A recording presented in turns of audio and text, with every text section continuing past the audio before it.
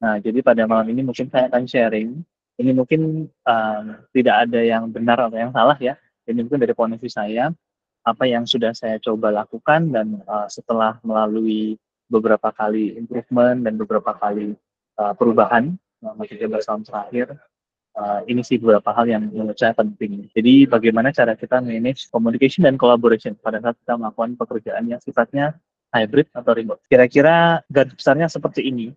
Yang pertama, saya sudah sempat sentuh sedikit tadi mengenai teknologi. Jadi tentu saja kita harus menggunakan teknologi, kita harus memanfaatkan teknologi supaya kita bisa meningkatkan kolaborasi dengan juga produktivitasnya kita. Selain itu, tetap ujung-ujungnya kita bekerja itu dengan manusia ya.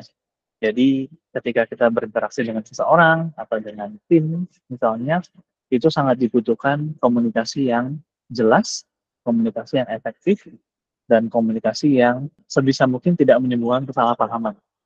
Jadi establishing clear communication itu penting melalui protokolnya. Protokol ini bisa jadi juga mencakup beberapa hal yang saya akan jelaskan juga. Dan yang ketiga yang penting juga adalah setelah ini terjadi, bagaimana kita bisa akhirnya berjalan mengerjakan kegiatan kita masing-masing secara remote itu dengan sesuatu yang kita sudah percayai. Jadi ada akuntabilitasnya juga, kita bisa build trust satu sama lain sehingga pada saat pekerjaan itu sudah kita komit misalnya ya, sudah kita janjikan akan kita deliver, itu benar-benar terdeliver. Kalau misalnya tidak pun kita selalu balik ke nomor dua tadi, komunikasi.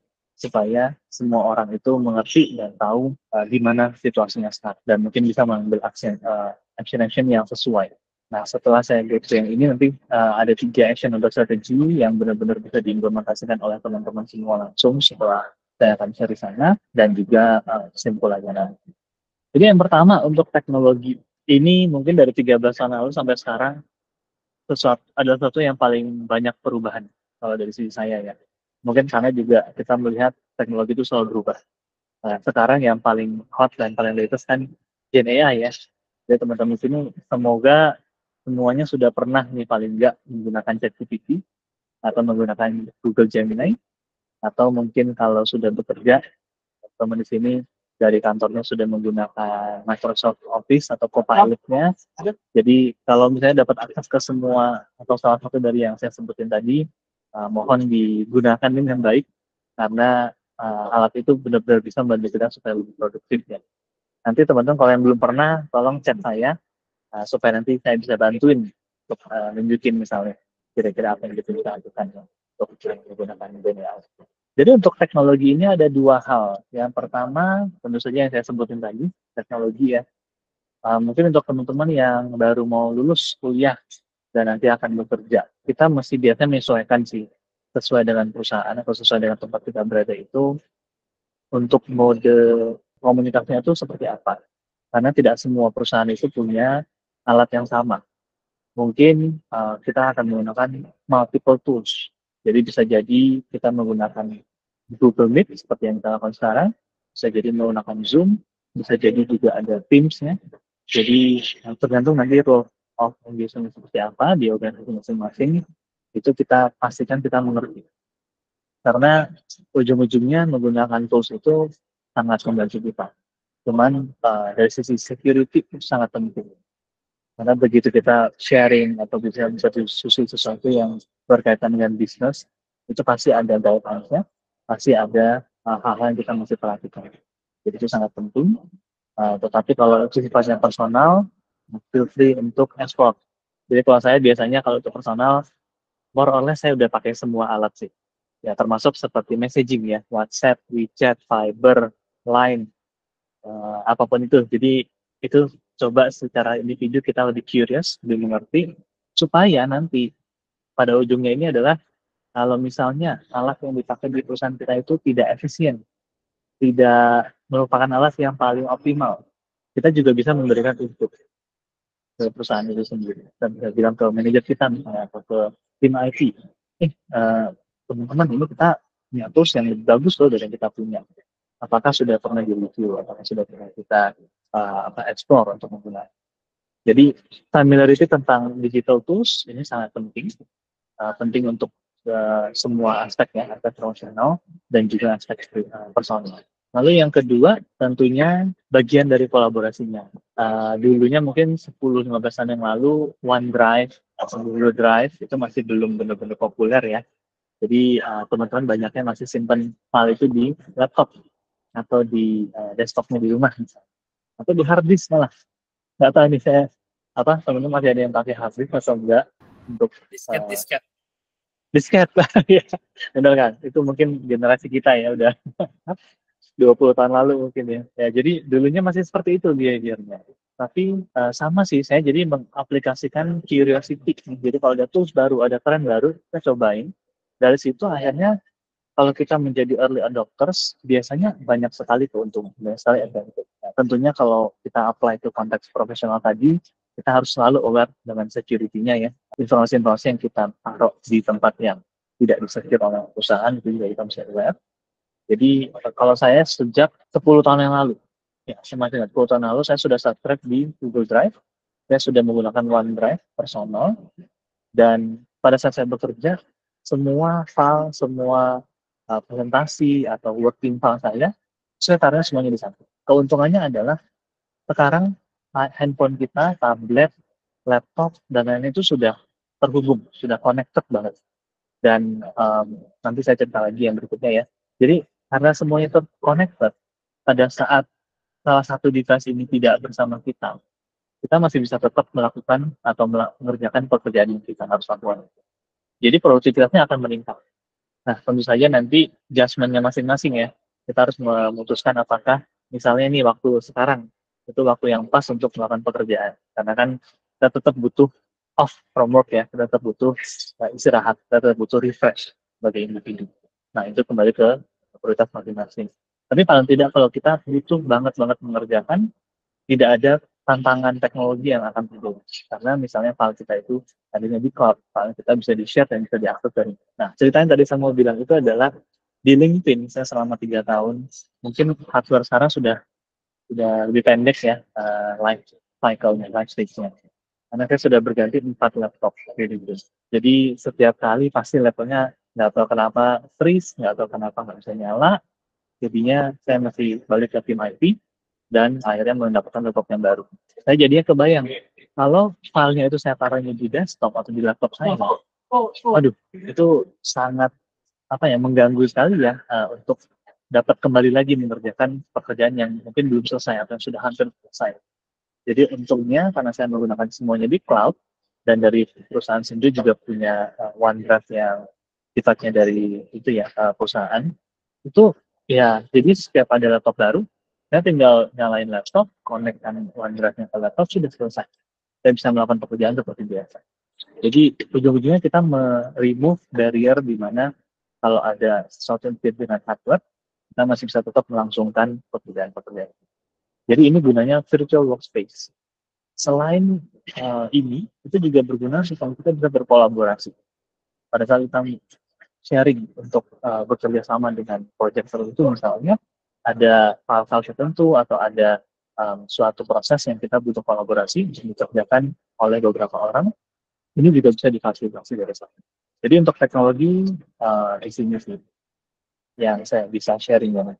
Yang berikutnya, poin kedua. Nah, poin pertama tadi ini lebih sifatnya teknologi, lebih sifatnya hal-hal yang kita gunakan supaya lebih efisien ya kita bekerjanya. Yang kedua ini lebih sifatnya kolaborasi antara manusia, human communication. Nah, ada beberapa poin di sini. Yang pertama adalah tentunya kita harus memutuskan channel communication itu seperti apa. Yang pertama profesional, yang kedua comfortable untuk semua orang yang akan kita bekerja sama dengan. Ini itu tergantung role kita masing-masing.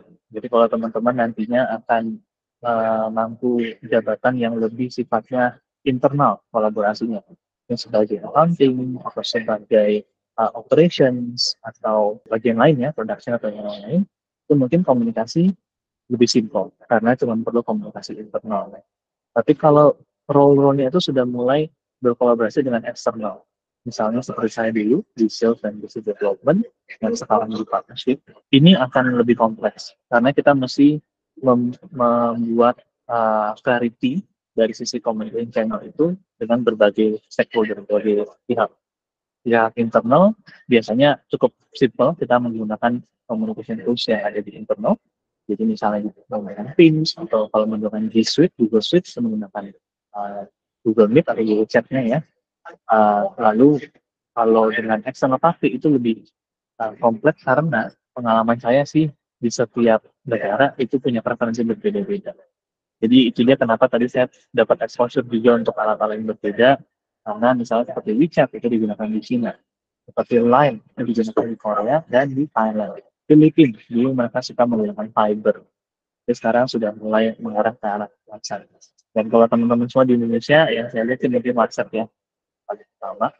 Jadi memutuskan channel-channel komunikasi itu apa saja yang harus kita gunakan, itu sangat penting. Pentingnya di mana? Supaya semua pihak itu aware. Oh, komunikasi itu akan masuk ke channel yang ini dong. Jadi kita tidak ada yang miss, tidak ada yang terlewatkan. Nah, apalagi kalau kita mulai mengarah ke yang lebih modern ya. Sekarang saya sudah melihat juga di mana klien-klien itu atau pihak-pihak yang kita berkolaborasi sangat menikmati efisiensi. Jadi messaging application seperti WhatsApp itu sangat populer dan saya tidak sedikit melihat kontrak atau apapun itu diskusi tentang komersial itu dilakukan di WhatsApp. Jadi email itu sudah sangat jarang. Nah ini juga penting. Kenapa? Kita harus mendefinisikan.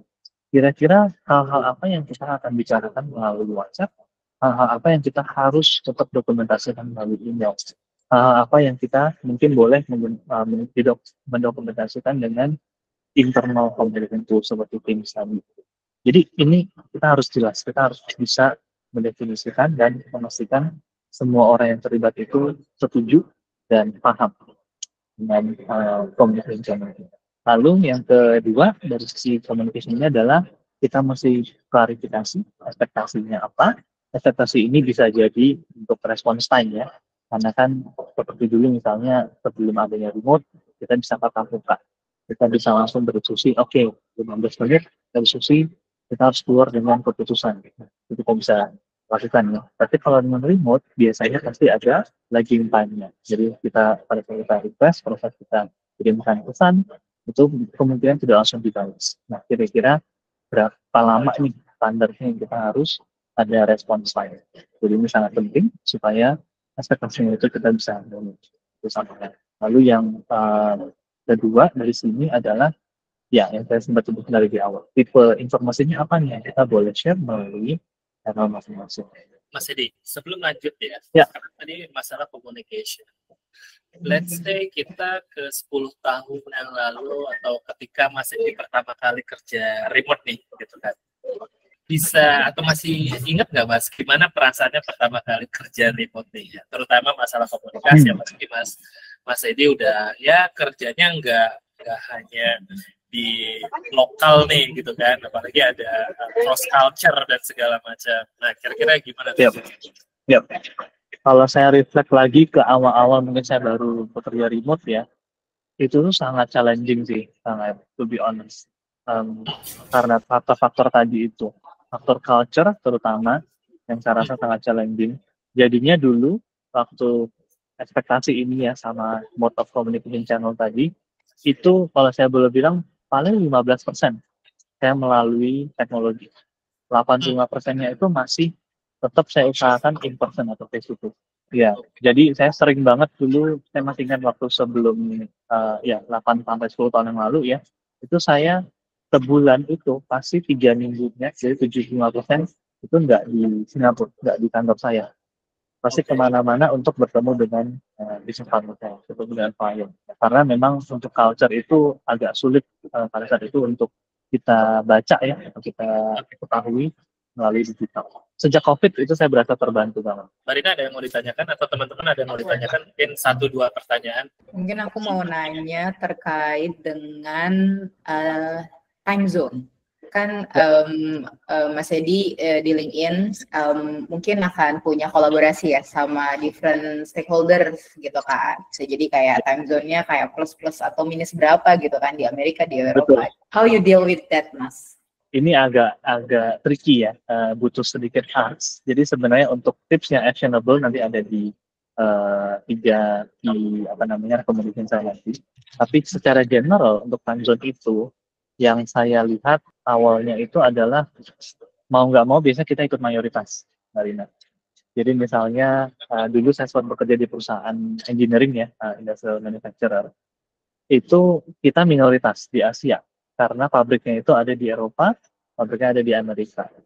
Jadi most of the time kalau kita ingin komunikasi, ingin mengklarifikasi suatu hal, itu kita harus ikutin time zone-nya mereka.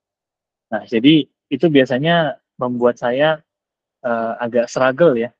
Jadi misalnya ada call, untungnya kalau Eropa paling tidak kita bisa minta mereka, kita call pagi dong jamnya kalian. Jadi di sini masih sore gitu ya, jadi nggak terlalu capek buat kita. Tapi kalau di Amerika kesulitannya adalah tergantung kita nih masing-masing nih. Saya itu orang malam atau orang pagi. Kalau saya orang pagi, mungkin kita bisa minta mereka untuk call pada saat mereka berakhir kerja ya, jam akhir kerja. Kalau kita orang malam, kita bisa minta call pada saat mereka pagi. Misalnya, gitu. Nah, tapi mulai kesini ya, mulai sekarang, sekitar 2-3 tahun terakhir, yang saya lihat karena COVID itu sih, jadi orang-orang lebih terbuka pemikirannya dan lebih akomodatif. Jadi mereka biasanya lebih mengerti, oh iya, kalian di sana jamnya aneh ya, bukan jam kerja lagi nih, dan mungkin udah jauh banget setelah jam kerja atau tengah malam misalnya ya. Itu mereka lebih terbuka untuk, oke, mungkin kali ini kita ngobrolnya jam saya, time saya di Amerika. Nanti berikutnya kita gantian deh, saya yang sacrifice gitu. Saya ikutin time zone-nya counterpart saya gitu di Asia. Jadi biasanya cara manage-nya seperti itu. Orang-orang sekarang sudah lumayan open ya untuk bagaimana kita mencari sesuatu yang bekerja untuk semuanya. Oke, ini poin terakhir ya, item terakhir sebelum saya masuk ke rekomendasi. Jadi kita asumsinya dengan melakukan komunikasi yang baik tadi dan clear ya, terutama, dan kita set ekspektasi masing-masing supaya accountable, kita jadinya bisa memunculkan culture, memunculkan budaya yang sangat kondusif ya untuk berkolaborasi dan bekerja, dan jadinya kepercayaan itu akan muncul. Nah, apa yang kita perlukan di sini? Yang pertama adalah kita perlu komunikasi itu yang safe dan supportive ya. Misalnya nih, jadi saya dulu pas 10 tahun yang lalu kan belum berkeluarga, belum punya tanggungan ya, belum punya anak dan lain-lain. Jadi pada saat itu ya saya nggak masalah, oke, oh jam 2 malam, jam 3 malam, oke nggak apa-apa. Ya paling butuh tidur lebih banyak dikit, besoknya jam 10 udah kerja lagi gitu. Tapi ketika situasi saya berubah, saya sudah berkeluarga, punya anak dan lain-lain, tentunya kan kita punya tanggungan lagi di rumah. Dan ada jadwal lain yang kita mesti ikutin juga. Jadi kita kadang-kadang sulit untuk mengiyakan saja. Nah, jadinya di sini pentingnya kita punya safe dan supportive environment supaya masing-masing dari team member itu bisa speak up jadinya. Bisa bilang kalau sorry banget nih, misalnya jam 8 pagi itu ya, kayak sekarang nih, saya contoh yang ternyata. Kalau saya setiap hari jam 8 pagi Singapura itu, saya harus ngantar anak ke sekolah, ke tempat penitipan. Nah, jadi biasanya kalau ada yang mau meeting jam 8 pagi, saya bilangnya, oke, bisa nggak kita meeting di jam yang lain? Karena 1, 2, 3, karena saya perlu ngantar anak, seperti itu. Kalau misalnya benar-benar nggak bisa, karena mereka mungkin lagi di Amerika ya, jadi time nggak ketemu, dan saya juga bukan orang malam yang tidurnya sampai jam 1, 2 malam, jadi akhirnya saya bilang, oke, saya coba cari cara gimana mungkin yang ngantarnya istri saya dulu pada hari itu. Betul. Jadi kita perlu ada komunikasi seperti ini supaya semuanya bisa berjalan dan tetap kita mencapai objektif yang kita punya dari bisnis itu ya, dari yang kita lakukan. Terus dari komunikasi ini sebenarnya karena kita sangat terbuka dan kita jadinya lebih mengerti situasi satu sama lain, itu akan kontribusi ke nomor 2 ini, build strong relationship. Jadinya kita bisa lebih dekat, kita bisa lebih mengerti. Karena saya situasinya seperti ini, berikutnya kalau ada meeting yang sama, counterpartnya saya akan bertanya, oh kamu oke nggak jam segini? Misalnya kita mau meeting sekarang sore, oh kita meetingnya jam 6 sore, kamu oke nggak? Kamu perlu jemput anak kamu nggak? Jadi pasti ada pertimbangan-pertimbangan lain yang akan muncul dari counterpart kita, kalau kita benar-benar bisa create safe and supportive environment dan build strong relationship.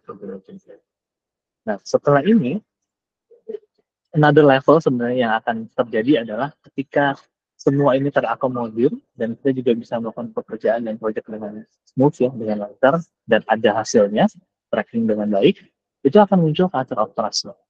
Jadi semua orang akan percaya kalau oke, ini kita mesti akomodir, tapi nanti masing-masing dari kita juga akan mengeluarkan hasil sesuai dengan yang kita janjikan dan sesuai yang diekspektasikan oleh semua orang di tim.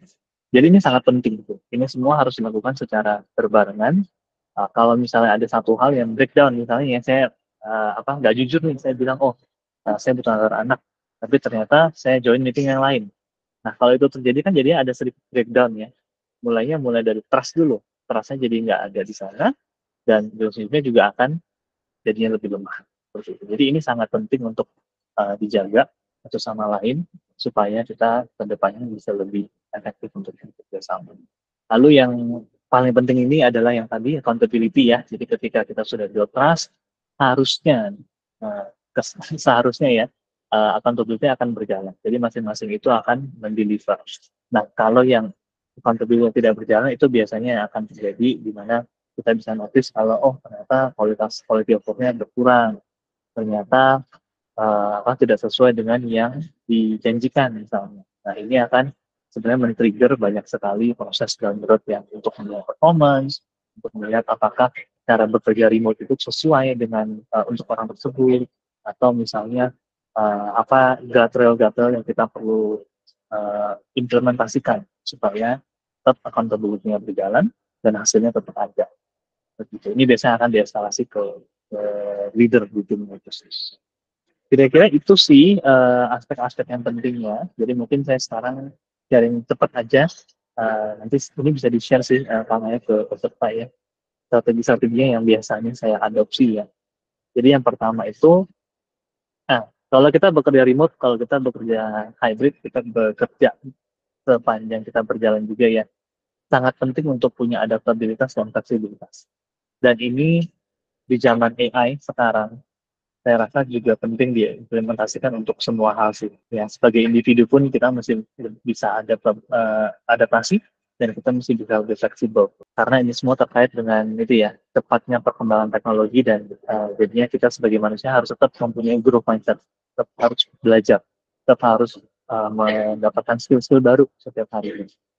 Nah, dalam konteks remote work untuk communication dan collaboration ini, yang saya rasa penting itu pertama, kita harus mendengarkan sesuatu yang lebih fleksibel. Misalnya nih, contoh klasik yang sering terjadi. Waktu saya berangkat, misalnya lagi di Jakarta, atau di Kuala Lumpur. Kalau saya schedule meeting yang terlalu optimis, dan suka back-to-back misalnya, saya mesti standby. Untuk ada juga opsi di mana kita join lewat Zoom atau lewat Teams. Supaya pada saat misalnya nih, sesuatu terjadi, ada kecelakaan atau ada apapun itu, dan saya tidak bisa tiba dengan on time, kita punya opsi lain supaya meetingnya bisa dimulai dulu. Dan jadinya kita bisa tetap mendapatkan waktu untuk berdiskusi. Seperti itu. Jadi flexibility ini yang pertama. Yang kedua, justru ini akan lead ke hybrid yang mungkin. Karena biasanya nih, kalau untuk di LinkedIn terutama, kita selain account manager, selain managing team, kita juga punya tim-tim yang tidak begitu sering melakukan travel ya. Jadi mereka tetap harus join diskusi itu dari tempatnya masing-masing. Jadi hybrid ini juga sangat di-advise, kita arrange. Jadi pada saat kita punya peserta diskusi itu, lokasinya ada di mana-mana, termasuk dari sisi klien ya, dari sisi kantor pajak kita, itu kita biasanya rekomendasi untuk melakukan meeting itu melalui hybrid. Dan yang ketiga itu kita coba leverage AI. Jadi ini juga sebenarnya PR yang saya sama Sarah masih coba improve, di mana kita menggunakan AI untuk tracking meeting kita, supaya nantinya kita tidak perlu membuat MOM sendiri, membuat manual meeting. Ya, jadi ini seperti asisten kita ya, asisten yang kita nggak perlu gaji, istilahnya. Jadi kita pakai, dan nanti ketika selesai meeting, dia bisa men-summarize dan melakukan action-action apa saja yang kita perlu selesaikan, atau si counterpartnya kita itu perlu selesai. Jadi menggunakan tools ini akan sangat membantu ya, dari sisi kita lebih fleksibel, dari sisi kita juga lebih bisa melakukan pekerjaan dengan efisien. Untuk yang kedua, angkanya nggak bergantian, saya coba edit. Strategi kedua itu terkait dengan time management. Ya, jadi untuk meeting sih biasanya yang paling penting itu ya kita harus tahu kapan meetingnya dimulai, dan kapan itu akan selesai. Nah, ini semua kan diawali dengan pada saat kita mau set meeting ya. Kalau misalnya di susi kita itu ada 5 poin, ada 6 poin misalnya. Masing-masing poin paling tidak butuh 10 sampai 15 menit. Jadi meeting 1 jam atau setengah jam itu pasti gitu. Jadi kemungkinan kita butuh meeting lebih panjang. Nah, jadi sebelum kita masuk ke time management, kita mesti manage juga agenda. Jadi kalau kita memang masih cuma punya 1 jam, kita mungkin mesti break it down. Kita mesti bagi agendanya ke 2 atau 3 gitu. Nah, ini pentingnya kenapa? Karena pada saat kita set meeting, biasanya kita maunya itu meetingnya memang ya di situ aja, selesai, mulai dan selesai. Kalau itu akan lewat, kemungkinan dari sisi orang-orang yang join meeting itu tidak akan fokus lagi. Karena mungkin dia sudah punya agenda lain, dia harus jump ke another meeting atau another call. Jadi tidak akan efisien. Jadi yang saya rekomendasikan itu adalah selalu stick to the meeting time, dan kita benar-benar plan meeting time-nya itu cukup atau tidak. Terus satu yang mulai lebih tactical tadi adalah terkait time zone ya, yang Mbak Rima tanya tadi. Jadi kita pastikan kita punya aplikasi, atau mungkin Google aja nih yang simple. Saya biasanya suka Google. Di Indonesia itu WIB berapa jam sih perbedaannya dengan PST misalnya, Pacific Standard Time untuk di West Coast-nya Amerika. Atau berapa banyak sih perbedaannya dibandingkan dengan Inggris, dibandingkan dengan Prancis atau Jerman, dan sesuai dengan orang yang kita akan bikin. Jadi ini penting menggunakan time zone tools. Lalu kita juga kasih buffer time. Nah, mungkin teman-teman biasanya lihat ya, kalau meeting itu ada orang yang ngirim 50 menit misalnya, atau 25 menit meeting, atau mungkin cuma atau 1 jam 20 menit gitu. Jadi ada sedikit keanehan dari sisi time atau durasinya. Nah, ini berarti orang tersebut melakukan buffer. Ya, jadi misalnya kalau saya book 50 menit, sebenarnya itu saya punya 1 jam. Cuman saya kasih buffer 10 menit supaya misalnya kalau kita masih butuh berdiskusi, atau kalau saya sudah bisa selesai, saya punya waktu untuk menyiapkan meeting berikutnya. Atau saya bisa berdiskusi lebih lanjut, mungkin 5 menit lagi, supaya akhirnya kita tidak terlewat meeting kita. Lalu send early reminders, biasanya sih best practice-nya 1 day before.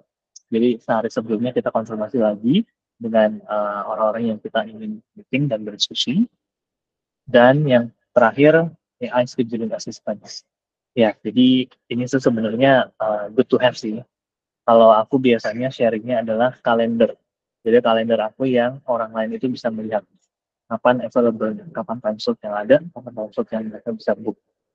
Ya, jadi itu di email signature aku akan ada di book my time seperti itu. Untuk strategi yang ketiga, nah ini terkaitan dengan yang sebelum time management tadi, di mana kita mesti breakdown hal-hal yang kita akan diskusikan. Tapi dalam hal ini itu sifatnya lebih ke kita mesti mengerti apa saja sih task yang kita harus lakukan, dan kira-kira mode komunikasi apa yang sesuai. Misalnya itu cuma sesuatu yang sifatnya cuma konfirmasi. Misalnya, bro, ini kemarin proposalnya harganya sekian ya, itu udah bener belum ya? Nah, kalau itu kan sebenarnya kita tidak perlu diskusi ya. Kalau kita setup meeting beberapa menit untuk itu kan agak overkill ya.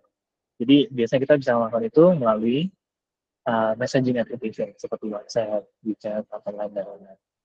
Tapi kalau itu yang sifatnya lebih elaborated, misalnya, iya proposalnya udah bener nih.